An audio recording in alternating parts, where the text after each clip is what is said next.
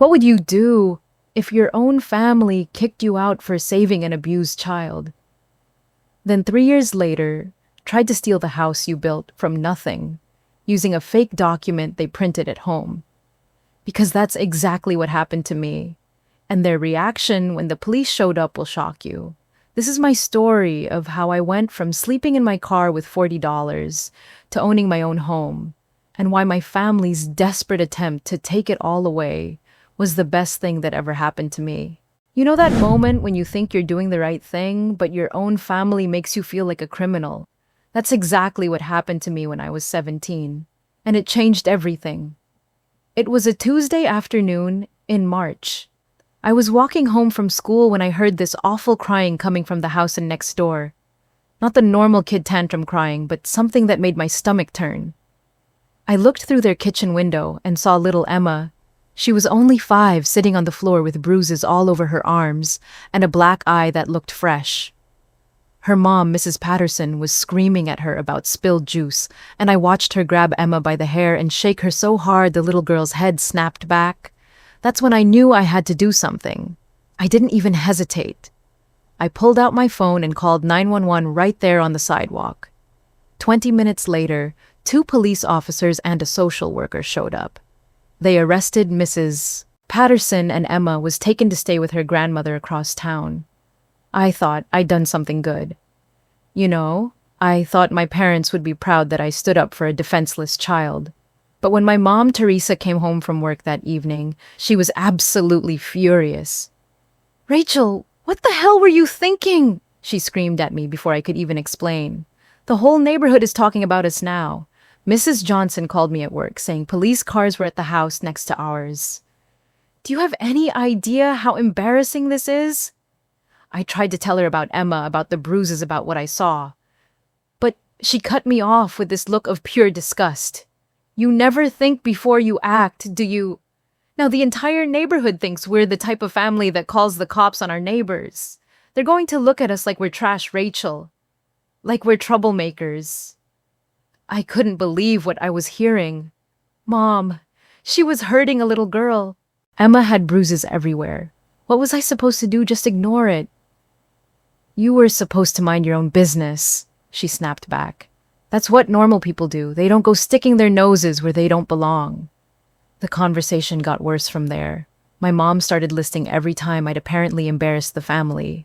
Like when I got straight A's and the school newspaper interviewed me, and she was mad because it made the other parents feel bad about their kids. Or when I volunteered at the animal shelter and came home with dog hair on my clothes, and she said I was making us look like we can't afford proper activities. But the final straw came the next morning. I was eating cereal before school when my mom sat down across from me with this eerily calm expression. "I've been thinking all night about yesterday," she said, stirring her coffee slowly. "And I've realized something important. You don't really belong in this family, Rachel. You're always causing problems, always making decisions that reflect poorly on us." My spoon stopped halfway to my mouth. "What are you talking about?"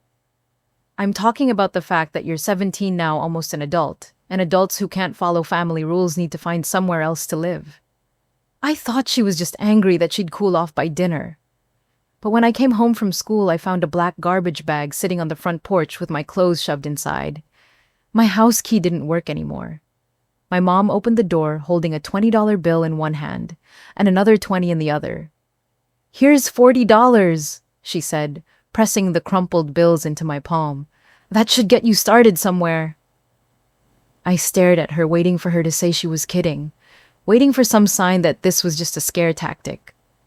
But her face was stone cold. "Mom, please. I was trying to help a child."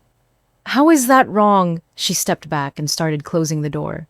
"You made your bed, Rachel. Now lie in it somewhere else." And just like that, the door clicked shut. I stood there for maybe 10 minutes just staring at that closed door, holding a garbage bag of my belongings and $40, trying to process that my own mother had just thrown me out for saving a little girl from abuse. That was the last time I ever called that place home. But standing there with that garbage bag, I couldn't help but think about how we'd gotten to this point. Because the truth is, This wasn't the first time my mom had chosen someone else over me. It was just the most brutal. See, growing up, I was always the invisible kid in my own family. While my cousin Lucas got all the attention, I was just expected to fade into the background and not cause any trouble. Lucas lived with us from the time I was 8 because his parents died in a car accident. And I get it, that's traumatic, but the way my family handled it created this whole different kind of trauma for me. When I was 10, Lucas burned down our neighbor's garage. Not by accident, he literally took matches and set it on fire because he was mad that they'd asked him to keep his music down. The damage was over $15,000. But when the police came to our house, my mom and Aunt Marie sat there defending him like he was the victim. "He's just acting out because of his grief," my mom explained to Officer Williams. "He's been through so much. He doesn't really understand right from wrong yet." The neighbors never got their money back, by the way, and Lucas never got in trouble. 2 years later, when I was 12, the local grocery store called our house. Lucas had been caught stealing candy bars and energy drinks not once, but multiple times over several weeks. The manager, Mr. Chen, was actually pretty understanding. He said if Lucas apologized and promised not to come back for a month, he wouldn't press charges. But again, my family rallied around Lucas like he'd done nothing wrong. Aunt Marie drove over that evening crying about how that store manager was targeting a grieving boy and how people don't understand what pressure Lucas is under. I remember sitting at the kitchen table doing homework while they planned how to handle the situation. They decided to shop at a different store from then on to avoid further conflict. In other words, they enabled Lucas's stealing and punished the store owner for holding him accountable. Meanwhile, I was getting straight A's, staying out of trouble, helping with chores, and basically being the perfect kid. But perfect didn't get you attention in my house. Perfect was just expected. When I turned 13, my birthday fell on the same day as Lucas's soccer tournament. I'd been looking forward to my birthday for months because my mom had promised we'd go to that new arcade downtown that all my friends had been talking about. But the morning of my birthday, my mom woke me up and said, "Change of plans, honey. We need to support Lucas today. His tournament is really important for his self-esteem." I spent my 13th birthday sitting on bleachers watching Lucas play soccer badly while my birthday cake sat forgotten in our refrigerator at home. When I got upset about it later, Aunt Marie pulled me aside and gave me this lecture about family loyalty. "Rachel, you don't know what pressure Lucas is under. He's trying so hard to fit in and feel normal. Sometimes we have to sacrifice a little for the people we love who are hurting more than us." But here's what really gets me. Every time I tried to speak up about feeling left out or ignored, I was the one who got in trouble for being selfish or not understanding. When I was 14, I applied for this amazing summer STEM program at the local university. It was competitive, only 30 kids from the whole county got accepted, and it would have looked incredible on my future college applications. I worked so hard on that application. I spent weeks writing the essays, getting recommendation letters from my teachers, and studying for the entrance exam. When I finally submitted it, I felt proud of myself for the first time in years. 3 months later, the acceptance letter came in the mail. I was so excited I could barely contain myself. I'd been chosen for the program, me, out of hundreds of applicants. I ran upstairs to show my mom, but she wasn't home from work yet. So I left the letter on the kitchen counter where she'd see it as soon as she walked in. But when I came down for dinner that night, the letter was gone. "Mom, did you see my acceptance letter?" I asked. She didn't even look up from her plate. "What letter?" "The one from the STEM program. I left it right there on the counter." That's when Lucas looked up with this smirk on his face. "Oh, that letter. Yeah, I saw it." My heart started racing. "Where is it?" My mom finally looked at me and I could see this weird guilt in her eyes. "Rachel, we need to talk about that program." She led me to the living room while Lucas stayed at the table still smirking. My mom sat me down and took a deep breath. "Honey, I know you were excited about that program, but Lucas has been really struggling in school lately. His grades are terrible, and his guidance counselor thinks he might have to repeat ninth grade. I stared at her, not understanding where this was going. If you go to this special program and Lucas doesn't have anything like that, it's going to make him feel even worse about himself. We can't risk damaging his self-esteem any more than it already is. My mouth fell open. So, what are you saying? I'm saying that sometimes we have to make sacrifices for family. You're smart, Rachel. You'll have plenty of other opportunities. But Lucas needs us to be sensitive to his situation right now. That's when I saw it. Sticking out of the kitchen trash can was a corner of white paper. My acceptance letter ripped into pieces and thrown away like garbage. I looked at my mom, and for the first time in my life, I saw her for who she really was. Someone who would destroy my achievements to protect someone else's feelings.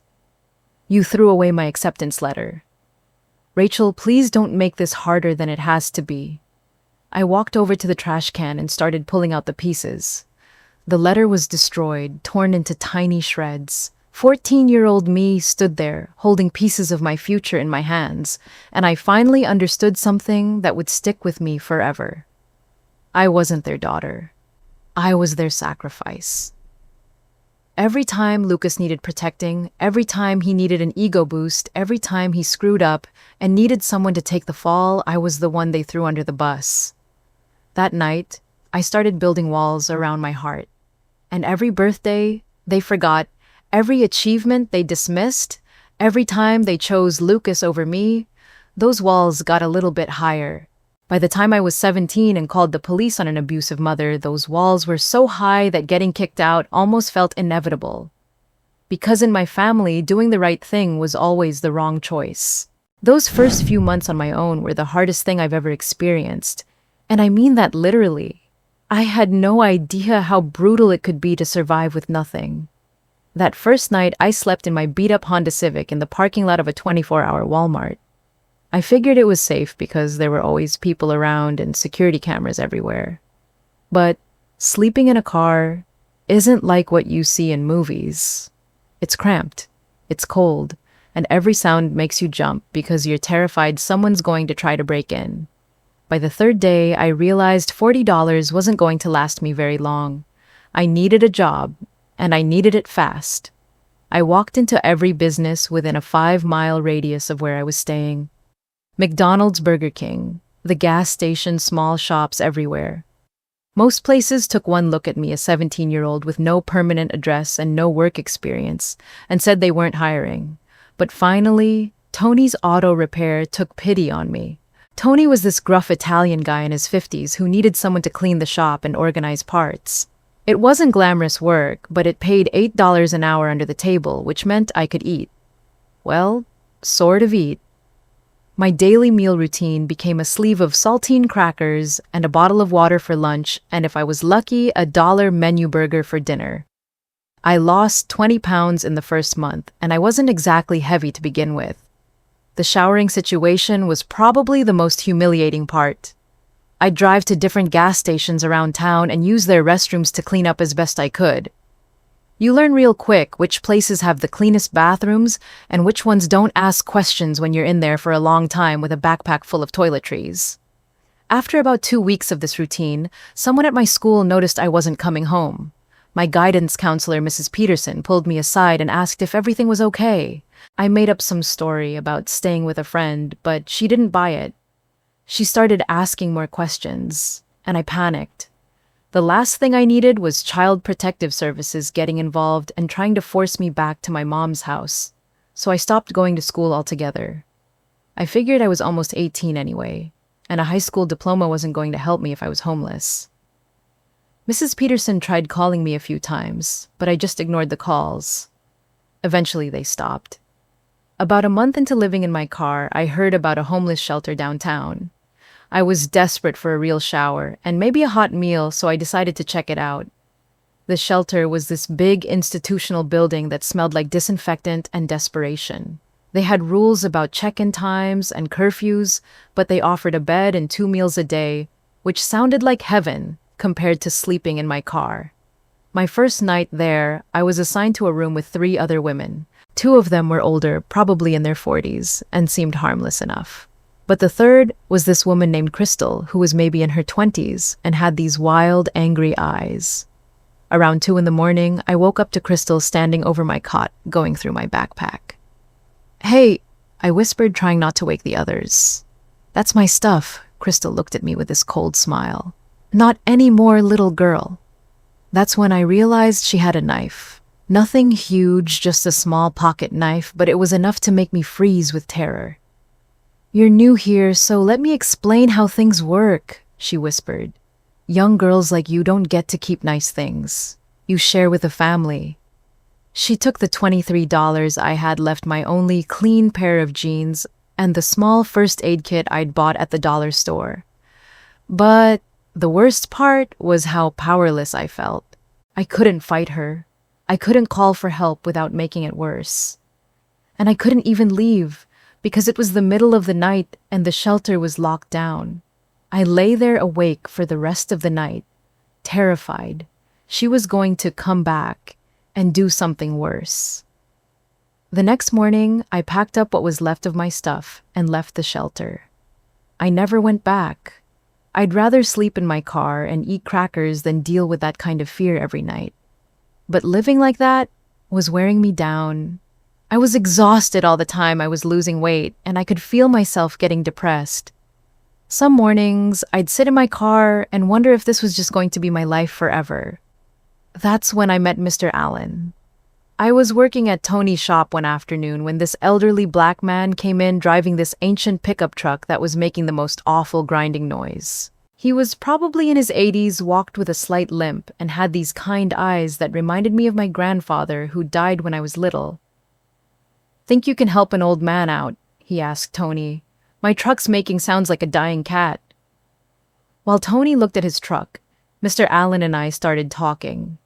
He asked me where I went to school, and when I gave him some vague answer, he tilted his head like he could see right through me. "You living rough, aren't you, child?" I don't know why, but something about the way he asked made me want to tell him the truth. Maybe it was because he was old enough to be my grandfather, or maybe it was because he seemed genuinely concerned instead of nosy. "Yeah," I admitted. "Things are kind of complicated right now." He nodded thoughtfully. "I got a little place about 10 minutes from here. It's not much, just an old duplex I've been trying to fix up. The back unit's been empty for months because I can't afford to hire someone to make it livable." I wasn't sure where he was going with this. "Tell you what," he continued, "you seem like a decent kid who's just had some bad luck. How about you help me with some gardening and light cleaning around the place, and you can stay in the back unit. It's got running water and electricity, and the heat mostly works." I stared at him, not sure if I'd heard him correctly. "You're offering me a place to live?" "I'm offering you a chance to get back on your feet," he said. "But it's not charity. You'd be working for it. I need help maintaining the property, and these old bones aren't what they used to be." That afternoon, Mr. Allen drove me over to see the duplex. It was small and definitely needed work, but it had a real bed, a tiny kitchen, and most importantly, a door that locked from the inside. "Now, I need to be honest with you," he said as we walked through the space. "This place isn't perfect. The shower has low water pressure, the heater's temperamental, and sometimes the electricity flickers. But it's safe, it's clean, and it's yours as long as you hold up your end of the deal." I wanted to cry with relief, but I managed to hold it together. "What exactly would you need me to do?" "Gardening, mostly. I used to grow vegetables out back, but I can't bend over like I used to. Some light cleaning help with grocery shopping, that kind of thing. And maybe you could help me fix some stuff around here. I could teach you." Over the next few months, Mr. Allen became like the grandfather I'd never really had. He taught me how to wire an electrical outlet when the one in my kitchen stopped working. He showed me how to budget my money so I could actually save a little bit each week instead of just barely scraping by. But most importantly, he taught me about dignity. "Rachel," he told me one evening as we sat on his front porch after finishing the garden work, "I want you to remember something. You build your peace from broken bricks. Doesn't matter how shattered your foundation gets, you can always use those pieces to build something stronger." He'd been a Vietnam veteran who came home to a country that didn't want him worked construction for 40 years. lost his wife to cancer, and still managed to maintain this quiet strength that I admired more than anything. "Life's gonna knock you down," he'd say while teaching me how to plant tomatoes. Question isn't whether you fall. Question is what you choose to build when you get back up. For the first time since I'd been kicked out, I started to feel like maybe I could actually make it. Maybe this wasn't the end of my story. Maybe it was just the beginning. Living with Mr. Allen changed everything for me. For the first time in my life, I had stability, and I was determined not to waste it. After about 6 months of working at Tony's shop, I heard about an opening at the Kellner manufacturing plant across town. It was factory work, assembly line stuff, but it paid almost double what I was making at the auto shop. Plus, they offered health insurance and overtime pay. The work was hard and repetitive. I spent 8 hours a day installing components in kitchen appliances, but I didn't mind. Every paycheck meant I could save a little more money, and for someone who'd lived on crackers for months, having a steady income felt like winning the lottery. Mr. Allen was so proud when I got that job. "Now that's what I'm talking about," he said, patting my shoulder. "You're building something real now, Rachel." And I was. For the first time in my life, I had my own space that no one could take away from me. I started buying little things to make the place feel more like home. A coffee maker from a garage sale, some plants for the windowsill, a small bookshelf that I painted bright blue. Mr. Allen loved watching me fix up the place. He'd sit on his front porch with his morning coffee and give me advice about which flowers to plant or how to organize my tiny kitchen more efficiently. But as the months went by, I started noticing he was slowing down. The man who used to wake up at 6 every morning and work in his garden until noon was sleeping later and moving more carefully. One evening, while I was helping him with the dinner, he sat me down at his kitchen table with this serious expression. "Rachel, I need to talk to you about something important." My heart started racing because serious conversations in my life usually meant bad news. "I'm 83 years old," he began, "and I don't have any family left. No kids, no nieces or nephews, nobody." I nodded, not sure where this was going. "I've been thinking about what happens to this place when I'm gone, and I've made a decision. I'm adding you to my will. When I die, the duplex is going to be yours." I stared at him in complete shock. "Mr. Allen, I can't accept that. This is your home." "Child, you've been more family to me in the past year than most people get in a lifetime. You take care of this place, you take care of me, and you never ask for anything in return. This house needs someone who'll love it, and that someone is you." I started crying right there at his kitchen table. Not sad crying, but overwhelming gratitude crying. This man who barely knew me when he offered me a place to stay was giving me something my own family never had. A real home. "But there's one condition," he continued with a small smile. "You promise me you'll keep the garden going. These tomatoes have been growing in this same spot for 20 years, and I'd hate to see that tradition end." I promised him through my tears that I'd take care of everything. That winter, Mr. Allen got sick. It started as a cold that just wouldn't go away, and then it became pneumonia. I took time off work to drive him to doctor appointments and make sure he was eating properly. He never complained, never felt sorry for himself. Even when he was clearly struggling to breathe, he'd still ask me how my day was and tell me stories about his time in Vietnam or his late wife, Margaret. On a quiet Tuesday evening in February, I was sitting beside his bed reading him the newspaper when he squeezed my hand gently. "Rachel," he whispered, "I want you to know that taking care of you has been one of the best decisions I ever made. You turned out better than I ever hoped." He died peacefully in his sleep that night. I found him the next morning looking calm and comfortable, like he was just taking a nap. The funeral was small, just me and a few of his elderly neighbors, but it felt right. Mr. Allen wasn't the kind of man who wanted a big production. He just wanted to be remembered by the people whose lives he'd touched. 3 months later, after all the paperwork was settled, I officially owned the duplex. The little place that had saved my life was now actually mine. I remember standing on the front porch that first day, holding the deed with my name on it and feeling this incredible mix of grief and gratitude. Mr. Allen was gone, but his gift was going to change the entire trajectory of my life. That evening, I posted a picture on social media for the first time in years. Just a simple photo of my front porch with the evening sun hitting the new flowers I'd planted. The caption read, "Built from the floor up with scraped knees and borrowed strength." I wasn't trying to make any grand statement. I just wanted to mark the moment somehow to acknowledge how far I'd come from that scared 17-year-old sleeping in her car. But 3 weeks later, I got a phone call that reminded me that my old life wasn't as far away as I thought. I was making dinner when my phone rang with a number I didn't recognize. I almost didn't answer, but something made me pick up. "Hello, Rachel.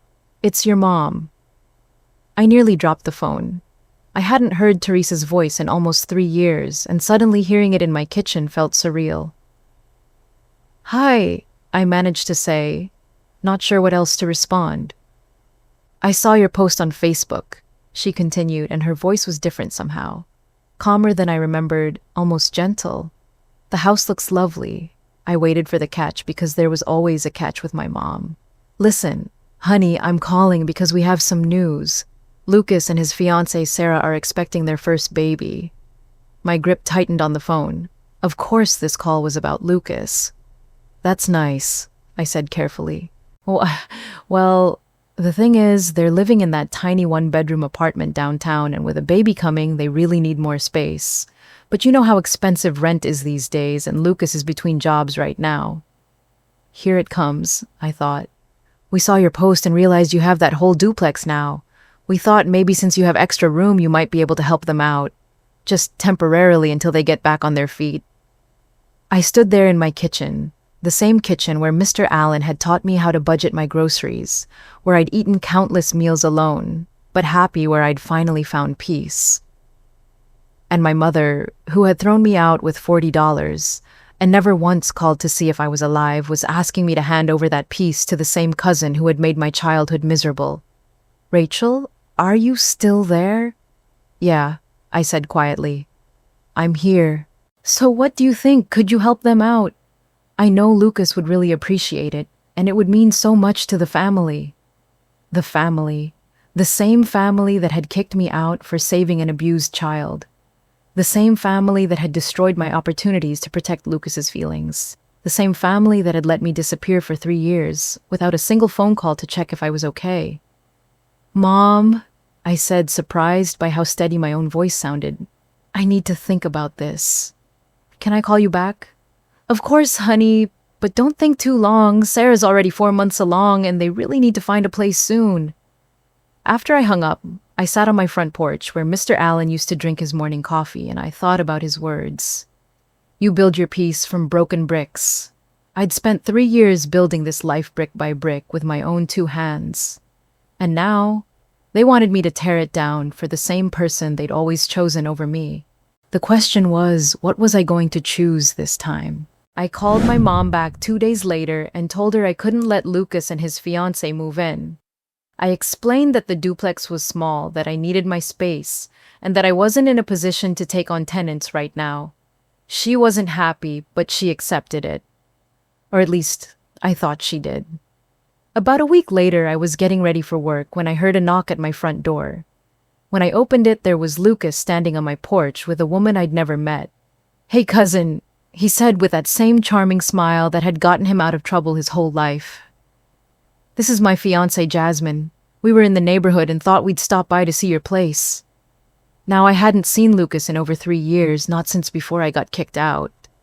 He looked older, a little softer around the middle, but he still had that confident way of carrying himself like the world owed him something. Jasmine was pretty probably in her early 20s with long blonde hair and this sweet, innocent smile. She was showing just a little bit, maybe 4 or 5 months pregnant, like my mom had said. "Hi," I said, not sure how to react to this surprise visit. "Mom said congratulations on the baby." "Thank you," Jasmine said, resting her hand on her belly. "We're so excited." I invited them in because it seemed rude not to, even though something about the whole situation felt off. Why would Lucas suddenly want to visit me after all these years? They walked through my little duplex like they were touring a house they were thinking of buying.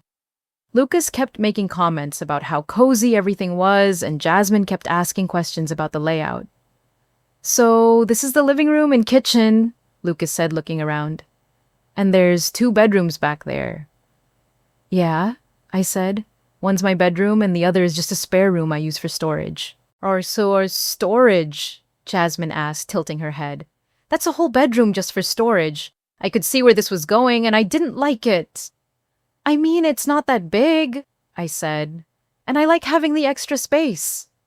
Lucas wandered down the hallway and peeked into both bedrooms. Wow, Rachel! This place is bigger than I thought. You really don't need all this space for just yourself, do you? There it was. The hint I'd been expecting.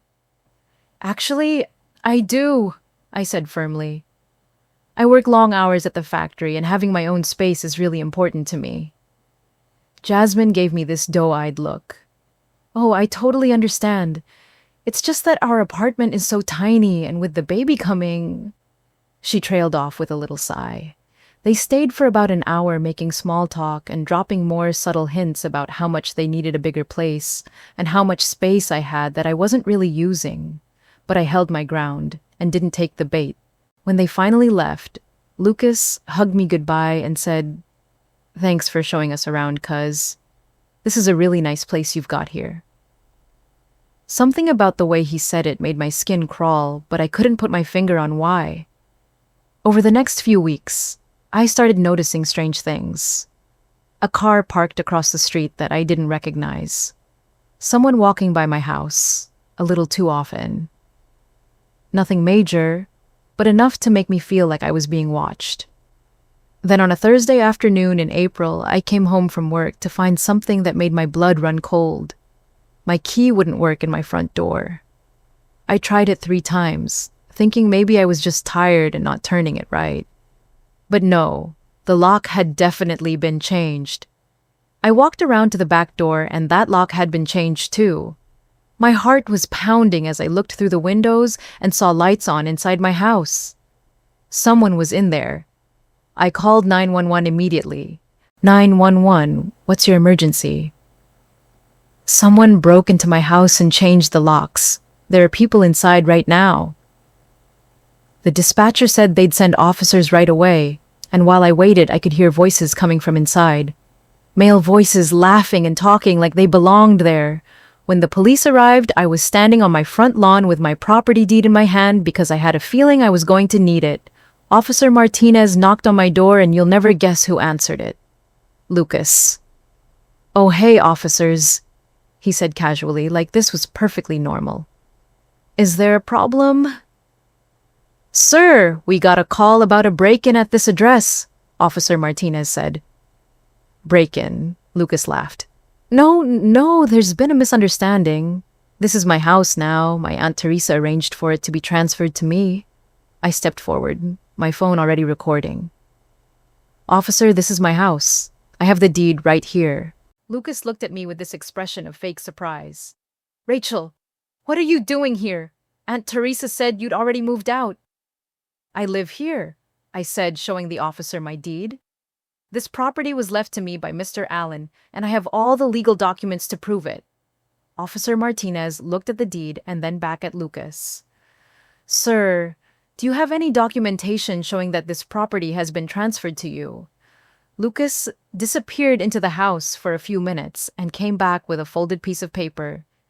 He handed it to the officer with this confident smile. "Here's the transfer document. Everything's legal and above board." Officer Martinez looked at the paper and I could see his expression change immediately. He showed it to his partner, Officer Chen, who also looked confused. "Sir, this document," Officer Martinez started. "What about it?" Lucas asked, but I could see the first hint of nervousness in his eyes. "Well, for starters, it's printed on regular computer paper. Legal property transfers are done on specific legal forms with raised seals and notary stamps." Lucas's face started to turn red. "Well, maybe it's just a copy of the original." "Also," Officer Chen added, The signature on this document doesn't match the signature on the deed that Miss Rachel showed us, and the date format is wrong for legal documents in this county. I stepped closer and looked at the paper Lucas had handed over. It was so obviously fake it would have been funny if it wasn't so infuriating. He'd literally just typed up a document on his home computer saying that I was transferring the house to him. "Lucas," I said, and my voice was surprisingly calm considering how angry I was. "Did you really think you could just break into my house, change the locks, and hand the police a fake document you printed at home?" "It's not fake," he protested, but his voice cracked like he was going through the puberty again. "Sir," Officer Martinez said, "we're going to need you to step outside while we sort this out." That's when Lucas started showing his true colors. "This is ridiculous," he shouted. "Rachel doesn't even need this whole house. She's just one person. Jasmine and I have a baby coming, and we need the space more than she does." "So, you decided to just take it?" I asked, still recording everything. "Aunt Teresa said it would be fine. She said family should help family." Officer Chen looked at me. "Ma'am, is this man related to you?" "He's my cousin," I said, "but I didn't give him permission to enter this house. I didn't give him permission to change the locks, and I certainly didn't sign any document transferring ownership to him." "Look," Lucas said, getting more desperate. "Rachel's been living here for free while the rest of us struggle. She doesn't pay rent. She doesn't have any responsibilities. It's time for her to give back to the family." That's when I finally lost my calm. "Living here for free," I said, and I could feel my voice getting stronger. "Lucas, I earned this house. I worked for it. I took care of the man who left it to me, and I've been paying all the bills and taxes on it for 2 years. I looked straight at him, then at the officers, then back at him. "I didn't survive sleeping in my car in the middle of winter so you could waltz in here and steal what I built. I didn't survive eating crackers for dinner for months so you could take my home away with a fake document you printed on your computer." Lucas opened his mouth to argue, but I kept going. "I didn't work double shifts at a factory and save every penny so you could break into my house and act like you deserve it more than I do." I turned to the officers. "I want him arrested for breaking and entering, and I want him charged with fraud for that fake document." Officer Martinez nodded. "Lucas, you're under arrest for breaking and entering and attempted fraud." As they put handcuffs on him, Lucas looked at me with pure hatred in his eyes. "This isn't over, Rachel. Family doesn't abandon family like this." I looked at him being led to the police car, and I felt something I'd never felt before when it came to my family. I felt free. "You're right, Lucas," I called after him. "Family doesn't abandon family, but you stopped being my family a long time ago." After Lucas was arrested, I decided to post the video I'd recorded of the whole incident on social media. I wasn't trying to embarrass anyone or get revenge. I just wanted people to understand what had really happened in case my family tried to spin the story their way. I uploaded the footage with a simple caption, "When family thinks they can steal your home with a fake document printed at Kinko's."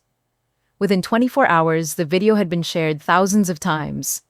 By the end of the week, it had over 2 million views. The comments were incredible. People were sharing their own stories about toxic family members, about being kicked out, about having to build their lives from nothing. I read every single one, and for the first time in my life, I realized I wasn't alone in what I'd experienced. But the most surprising thing was hearing from people I hadn't talked to in years. My old classmates started reaching out. People I barely remembered from high school were sending me messages of support. "I always wondered what happened to you after you stopped coming to school," one girl wrote. "I'm so proud of how strong you turned out to be." My chemistry teacher, Mrs. Rodriguez, sent me a long message explaining how she'd tried to find me after I disappeared from school. "I knew something was wrong," she wrote, "but I didn't know how to help. I'm so sorry you went through all of that alone." The most touching message came from Mrs. Peterson, my old guidance counselor. She said she'd never stopped wondering what happened to me, and that she'd kept my file open for years, hoping I'd come back to finish school. "If you ever want to get your GED," she wrote, "I'd be honored to help you study for it." But the gesture that really got to me was from Mr. Thompson, who'd been my ninth grade English teacher. He showed up at my house one Saturday morning with a pickup truck full of fence materials. "I saw your video," he said, "and I figured after everything you've been through, you probably want a little more privacy and security around this place." He spent the entire weekend helping me install a beautiful wooden fence around my backyard. He wouldn't let me pay him for the materials, and when I asked why he was doing this, he just said, "Because sometimes good people need to know that the world isn't all bad." The support was overwhelming, but it wasn't the end of the story with my family. About a month after Lucas's arrest, I heard through the neighborhood gossip network that Jasmine had left him. Apparently, she'd been suspicious about some things and had demanded a paternity test. Turns out, the baby wasn't Lucas's. According to what I heard, Jasmine had been seeing someone else the whole time, and when the DNA results came back, she packed up and moved in with the actual father. Lucas was left with nothing, no fiancé, no baby, and thanks to his arrest record, no job prospects either. I should have felt vindicated, or at least satisfied that karma had caught up with him. But honestly, I just felt sad. Sad that he'd wasted so much of his life expecting things to be handed to him instead of building something real for himself. Then, on a warm day in May, I was in my front yard planting new flowers when I saw a familiar car pull up to the curb. My mom got out, slowly, looking older and more tired than I remembered. Her hair was mostly gray now, and she moved like someone carrying a heavy weight. She stood at the end of my driveway for a long moment, just looking at the house, at the garden, at the life I'd built. "Rachel," she called softly. I looked up from my flower bed, but didn't get up. "Hi, Mom." She walked halfway up the driveway and stopped. "Your house looks beautiful, the garden especially." "Thank you." We stood there in silence for a minute, her at the end of my driveway, me kneeling in the dirt with my hands full of marigold seedlings. "I saw the video," she said finally. I nodded but didn't say anything. "I also heard about Jasmine and the baby." I kept planting my flowers, giving her space to say whatever she'd come to say. "Rachel, She paused, and when I glanced up, I could see tears in her eyes. I was wrong. Those 3 words hung in the air between us. I was wrong about everything. About kicking you out, about always choosing Lucas over you, about not supporting you when you tried to help that little girl next door. I planted another marigold and gently patted the soil around it. I was wrong about Lucas, too. I thought I was helping him by protecting him from consequences, but I see now that I was just enabling him to become someone who thinks he can take whatever he wants. She took a step closer. I was wrong about you most of all. You were never the problem, Rachel. You were the one person in our family who actually had integrity. And instead of celebrating that, I punished you for it. I finished planting the last flower and finally stood up, brushing the dirt off my hands. I don't expect you to forgive me, she continued. I don't even know if I deserve forgiveness, but I needed you to know that I see now how badly I failed you as a mother. I looked at her, this woman, who had shaped so much of my pain and my strength, and I felt something I hadn't expected. Peace. Not forgiveness exactly, not anger either, just a quiet, settled feeling like when you finally set down something heavy you've been carrying for too long. I appreciate you telling me that, I said simply. She nodded, wiping her eyes. Lucas is in rehab now, court-ordered. Maybe it'll help him, maybe it won't. But either way, he's going to have to figure out how to build his own life instead of trying to take someone else's. I picked up my watering can and started watering the flowers I just planted.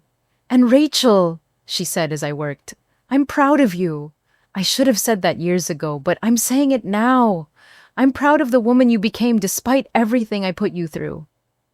I turned on the hose and filled my watering can, the sound of running water the only noise between us. I should go, she said after a few minutes.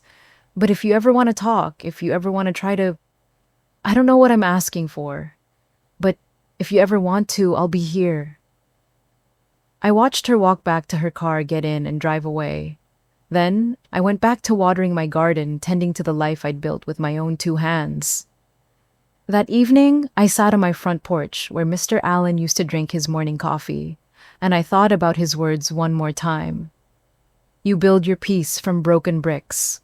I'd started with nothing but broken bricks, a shattered family, a traumatic childhood night sleeping in my car, and years of being told I wasn't worth protecting. But I'd taken those broken pieces and built something beautiful. Not just the house, but the life inside it.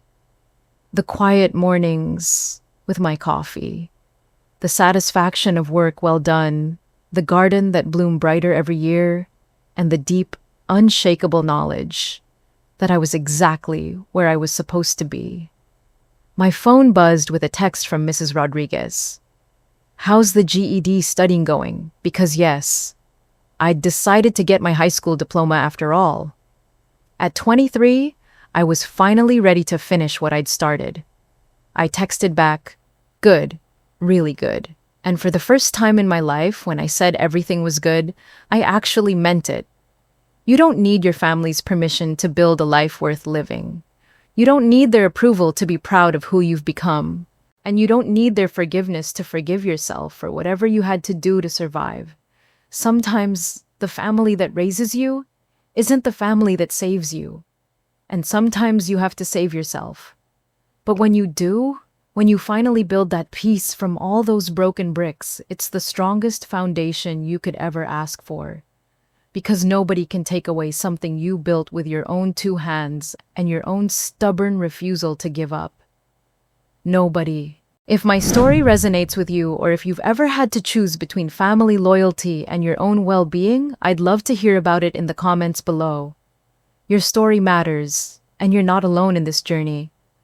If you want to hear more stories about finding strength in difficult situations, make sure to subscribe and hit that notification bell. Thanks for listening. And remember, sometimes the bravest thing you can do is choose yourself.